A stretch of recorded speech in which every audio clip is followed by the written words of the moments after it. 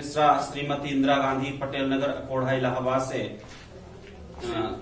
आज हम गुण संधि को लेकर उपस्थित हुए हैं। गुण संधि में सूत्र है आद गुण। आद गुण का मतलब होता है अ से लेकर के द तक, यानी अ से द के बीच में जितने वर्ण आएंगे उसे हम आद गुण के नाम से जानते हैं। जैसे अ ए ओ को गुण संधि कहते हैं, यानी इनमें तीनों वर्ण ऐसे हैं जो गुण संधि के नाम से जानते हैं। जैसा कि इसके पहले मैंने एक सूत्र बताया था कि बिन चुन्नी के दीर्घ है, एक चुन्नी गुणजान और दो चुन्नी से वृद्धि है, यण की यही पहचान। यानी जिसमें एक पाई लगी रहेगी उसे हम गुण संधि के नाम से जानते हैं। ऐसा पहचान हमने बताया था अगले वीडियो में। लेकिन अब हम यहां आते हैं नियम नंबर 2 में। नियम नंबर 2 में आते हैं तो आद और हर्ष दोनों को जोड़ देते हैं, प्लस दीर्घ को जोड़ देते हैं, तो ये गुण संधि हो जाता है। यानी आद धन हर्ष धन दीर्घ बराबर गुण संधि होगा।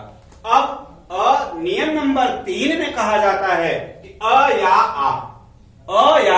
आ प्लस ई उ रिल री, ये वर्ण यदि एक दूसरे के साथ जुड़ते हैं, अ या आ के साथ यदि इनमें से 4 वर्णों को किसी के साथ जोड़ा जाए तो उसमें पहले के स्थान पर पहला और दूसरे के स्थान पर दूसरा, तीसरे के स्थान पर तीसरा और चौथे के स्थान पर चौथा हो जाता है।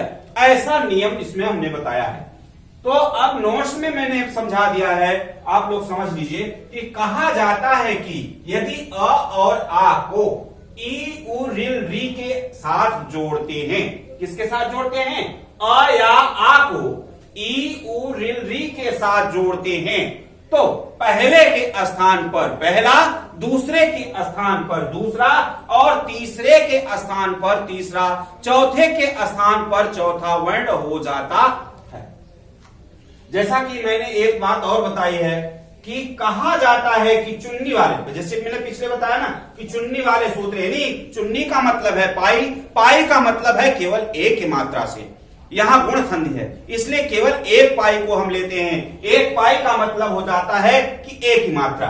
तो एक की मात्रा यदि अगर किसी वर्ण में लगा है तो उसे हम गुण संधि के नाम से जानते हैं। ये यह पहला पहचान है गुण संधि का। इसी के साथ जैसा मैंने यहां लिख भी दिया है कि चुन्नी वाले सूत्र से यदि एक को एक पाई लगी हो तो गुण संधि कहलाती है। और यदि गुण संधि को पहचान करना है तो एक मात्रा को देखना है। नियम नंबर 5 में हमने कहा कि वर्णों के आधार पर यदि देखा जाए तो उदाहरण में पहला नंबर 1 उदाहरण में आता है कि यदि अ को हमने यहां लिया उठाया क्या? अ वर्ण। सूत्र नियम में गया 3 नंबर में, 3 नंबर से अ को उठाया यहां लाया और 3 नंबर में अ जो है वो उसके साथ ई को पहले के हम जोड़ते हैं। जब अ को पहले के साथ ई के साथ जोड़ते हैं तो ध्यान देना कि अ के साथ यदि चारों वर्णों में से किसी को जोड़ते हैं तो पहले के स्थान पर पहला हो जाता है। तो पहला क्या है? ई जोड़ा गया तो ई के स्थान पर ए हो जाएगा, यानी अ धन ई बराबर ए। ऐसा हमने सूत्र अपने शार्ट में बनाया है आपको समझने के लिए। बहुत ही सरल और सूक्ष्म विधि है ये। आइए इसी से हम दूसरों को देखते हैं।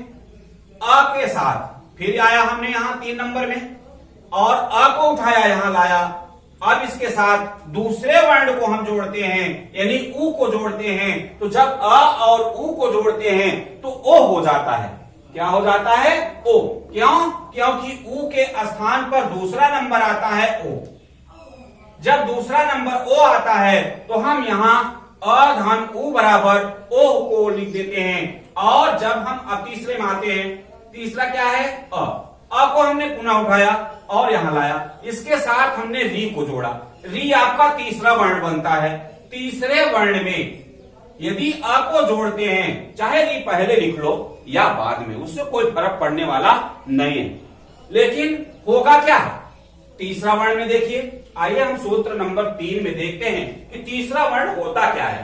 तीसरा वर्ण यहां री जोड़ा गया अ के साथ। जब री अ जुड़े तो इसके री के स्थान पर यानी दोनों के जुड़ने के स्थान पर अर हो गया। क्या वहां आया है? ऐसा अनुभव करके हमने देखा कि अधन री बराबर अर हो जाता है। तो इसके साथ अगला भी वर्ण देखते हैं, चौथा नंबर का अ के साथ री को जोड़ा गया। चौथा नंबर री है और री के जोड़ने पर वही प्रक्रिया करने पर क्या हो जाता है? अधन री बराबर अल हो जाता है। ऐसा हमने किया। अब आइए दूसरा वर्ण अ या आ।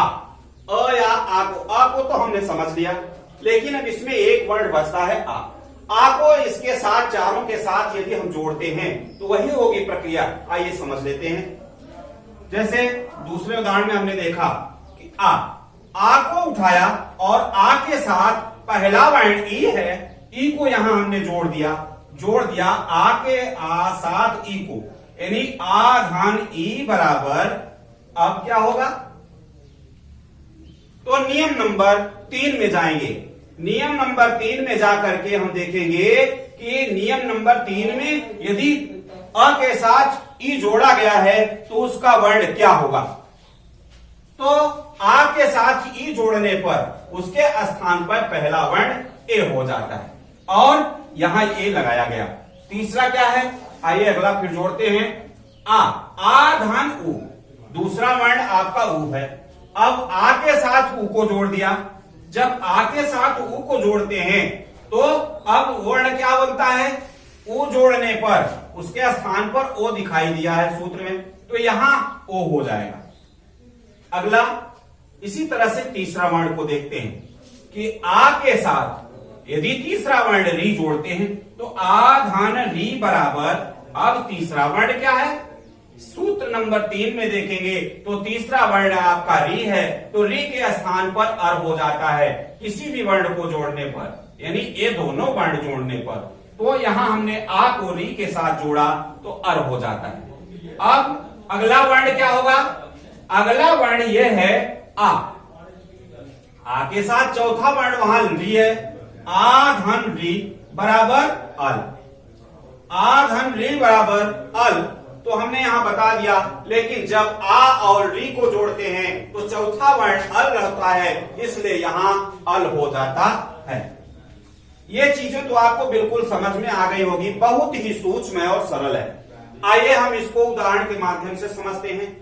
जैसा कि मैंने अगले वीडियो में यह बताया था कि प्रथम पद धन द्वितीय पद, प्रथम पद धन द्वितीय पद, हम उदाहरण के नाम से संस्कृत में जानते हैं इति माने ऐसा, इत माने ऐसा, ये हमारे संस्कृति में लिखा जाता है। हम लोग उदाहरण नहीं जानते हैं तो उदाहरण को ही हम इति बोलते हैं। तो आइए इति देखें।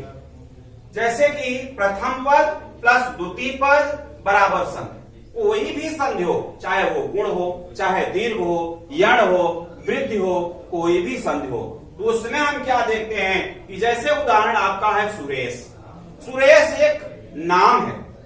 अब सुरेश में अब हमें पहचानना है कि सुरेश में कौन सी संधि होगी। यहां तो लिखा है ठीक है, लेकिन हमें मालूम नहीं कि सुरेश में कौन सी संधि होगी। तो हमें नियम नंबर 3 के अनुसार देखना पड़ेगा। नियम नंबर 3 में हमने ये बताया कि अ या आ को जोड़ने पर ये हो जाता है। तो अ या ई जोड़ने पर क्या होगा? अ या ई जोड़ने पर ए हो जाता है, तो इसमें गुण संधि हो जाएगी, ये तो निश्चित है। लेकिन अगर मान लीजिए और भी सरल ढंग से हमें पहचानना है तो आपको जो मैंने अगले वीडियो में सूत्र बताया है कि बिन चुन्नी के दीर्घ है, एक चुन्नी गुणजान और दो चुन्नी, यानी एक चुन्नी गुणजान। एक चुन्नी का मतलब होता है एक पाई, तो अब एक पाई लगा हुआ जब सवर्ण मिलेगा तो उसमें गुण संधि हो जाएगी। जैसे सुरेश, सुरेश को पहचानने के लिए हमें सबसे पहले उस वर्ण को पढ़ना होगा, देखना होगा कि इसमें क्या ऐसा है सूत्र जिससे कि ये गुण संधि होगी। एक पाई लगा, एक पाई से ही पहचान हो जाती है। जैसे सुरेश है, राजेश है, उपेंद्र है, गणेश है, महेश है, सुरेश है, सब एक ही पाई वाले वर्ण हैं, अतः यह गुण संधि कहलाती है। तो ये चुन्नी के आधार पर यह आपका पहचान हो जाएगा, एक नंबर आपको पक्का है ऐसे मिल जाएगा।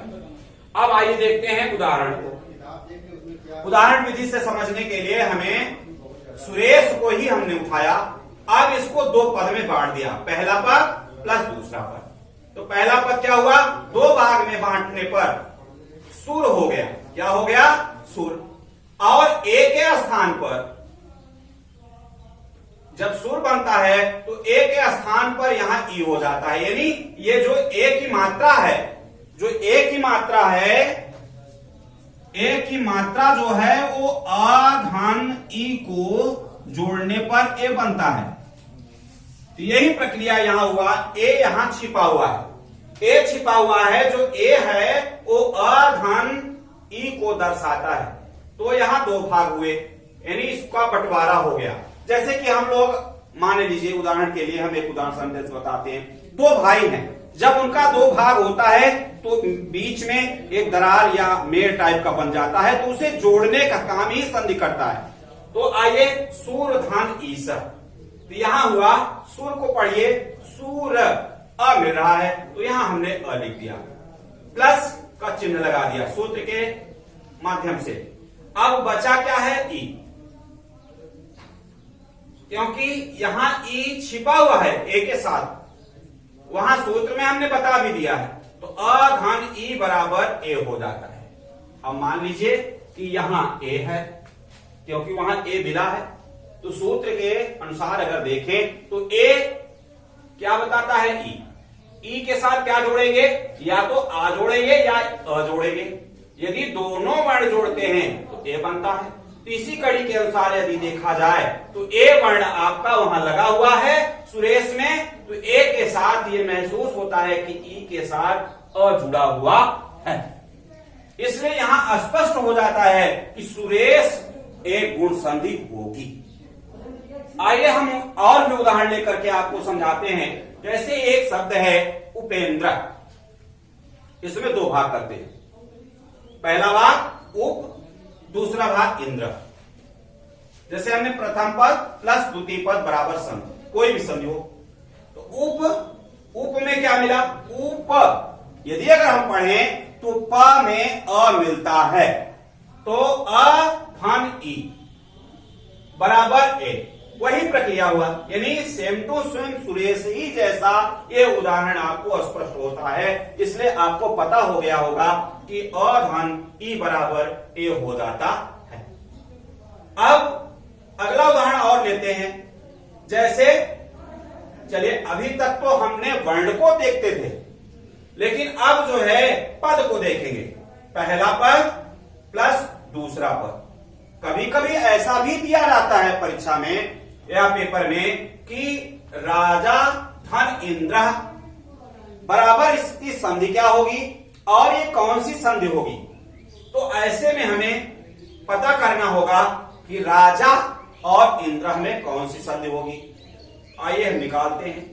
तो राजा में आ शब्द आता है, राजा में आ शब्द आता है क्योंकि रा बड़ा वर्ण है, दीर्घ है, इसलिए सूत्र में जाते हैं नियम नंबर 3 में, वहां क्या है, आ वर्ण मिल जाता है। आ वर्ण के साथ क्या जोड़ा गया, ई। अब जब आ वर्ण के साथ, जैसा कि मैंने यहां भी समझाया था कि आ के साथ ई जोड़ने पर ए हो जाता है, वही सेम टू सेम, लेकिन यहां आ को ई के साथ जोड़ने पर पहले के स्थान पर पहला वर्ण हो जाता है, यानी ई के स्थान पर ए हो जाएगा। तो यहां अ धन ई बराबर ए हो गया। अब अ धन ई बराबर जब ए होता है तो यहां राजेंद्र वर्ण बन जाता है, क्योंकि रा का रा हो जाएगा और ज में ए जुड़ जाएगा, और ज में ए जुड़ जाने से बाकी इंद्र तो अपने स्थान पर है ही है, तो इसलिए यह हो जाएगा राजेंद्र। अब इसके स्थान पर देखिए, जैसे दूसरा उदाहरण है रमा धन ईसा। रमा में भी बड़ा वर्ण आता है, दीर्घ वर्ण आता है। दीर्घ वर्ण क्या है, आ। नियम नंबर 3 में आ आ के साथ क्या जोड़ा गया? ई। चाहे छोटी हो अथवा बड़ी हो, लेकिन वहां ए ही माना जाएगा। जैसे रमा और ईसर, दो पद बना, दोनों पद में अब एक में क्या मिलता है? आ, जैसा कि वहां जोड़ा गया है। आ के साथ ई को जोड़ा गया। आ के साथ ई को जोड़ने पर पहले के स्थान पर पहला ही वर्ण होगा, तो पहले के स्थान पर पहला वर्ण हमने रख दिया ए, इसलिए र धन म में ए की मात्रा जोड़ते हैं, ये हो जाएगा रमेश। इसी प्रकार से आइए और उदाहरण देखते हैं काक दो। जैसे हितोपदेश, हितोपदेश, अब देखिए स्पष्ट हो जाता है, इसमें ए की मात्रा भी लगी है और ओ वर्ण आता है। तो आइए एक निगाह हम नियम नंबर 3 पर चलते हैं और नियम नंबर 3 में ओ को ढूंढते हैं कि वो है क्या, क्योंकि वहां हितोपदेशा मिला। हितो ता में ओ की मात्रा लगी है, ता में ओ की मात्रा जो लगी है उसमें ओ होगा, और अगर वो है तो नियम नंबर 3 में ओ हम ढूंढेंगे। तो नियम नंबर 3 में ओ दूसरे नंबर का है। जब ओ दूसरे नंबर का है तो इसका मतलब यह स्पष्ट है कि दूसरे वर्ण के स्थान पर ऊ होगा। चाहे नीचे से ऊपर की ओर जाएं या ऊपर से नीचे की ओर जाएं तो ऊ वर्ण मिलता है। तो ऊ वाला वर्ण जो है वो क्या करता है? अहित, हित यानी दो पद में बटे, तो पहले में अ मिला और दूसरे में ऊ मिला, तो ये दूसरा वर्ण हुआ। और जब दूसरे वर्ण एक दूसरे के साथ जुड़ते हैं तो वहां वो हो जाता है, यानी ओ की मात्रा में भी ए की मात्रा दर्शाई गई, इसलिए ये गुण संधि होगी। अगला उदाहरण और देखिए। जैसे महाधन उत्सव, दो पद हुए, पहला पद प्लस दूसरा पद, तो महोत्सव में महा में आ मिला।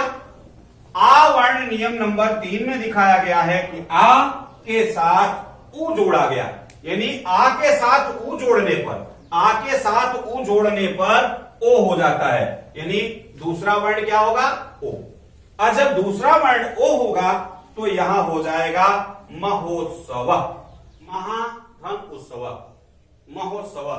अब महाधन उत्सव, महा में आ वर्ण आता है, आ वर्ण आपका अ या आ में आता है, तो आ वर्ण लेते हैं, इसके बाद क्या आता है? ऊ। अब महाधन ऊ यानी आ धन ऊ बराबर क्या हो जाएगा? ओ। क्यों? क्योंकि यहां जो सूत्र में कहा गया है कि अ या आ के बाद जब दूसरा वर्ण जुड़ा तो उसमें ओ हो जाता है, कि ऊ के स्थान पर ओ। तो इसी प्रकार से यहां हमने बताया। अगला उदाहरण देखिए, महाधन उत्सव। अब इसको हमने थोड़ा खंड में करके आपको समझा दिया, इस विधि से भी समझ लीजिए। जैसे म धन, हा धन, उ धन, आधा स और द, इसके बाद व, इन सब वर्णों को जोड़ दिया तो दो पद बना, पहला पद और दूसरा पद, जैसा कि यहां हमने सूत्र में बताया है। तो पहला पद, पहले पद में महा यानी दोनों को जोड़ देने पर महावर्ण आता है, और इसके बाद दूसरा पद में पूरे वर्णों को जोड़ने पर उत्सव आता है। अब ये दोनों जब आपस में जुड़ते हैं तो महोत्सव हो जाता है। इसके बाद अगला उदाहरण देखिए, तीसरा नंबर और चौथा नंबर। नियम नंबर 3 में तीसरा क्या है कि देवर्षि, देव धन ऋषि, दो पद बना, देव और ऋषि। अब देव और ऋषि में देव में अ वर्ण मिलता है तो अ के साथ री को जोड़ते हैं, और जब हम अ के साथ री को जोड़ते हैं तो सूत्र में यहां कहा जाता है कि री के स्थान पर अर हो जाता है, क्योंकि तीसरे के स्थान पर तीसरा।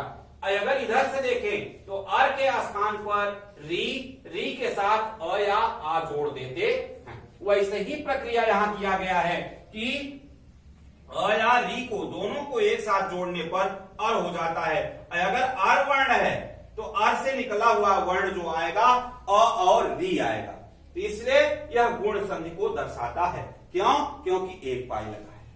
और तव धन ऋकार, अगला उदाहरण है तव धन ऋकार, यानी चौथा, सूत्र में जो चौथा वर्ण है उस वर्ण को हम लेते हैं तो यहां तव धन ऋकार दो पद बना, पहले पद में अ वर्ण आया और दूसरे पद में री आया।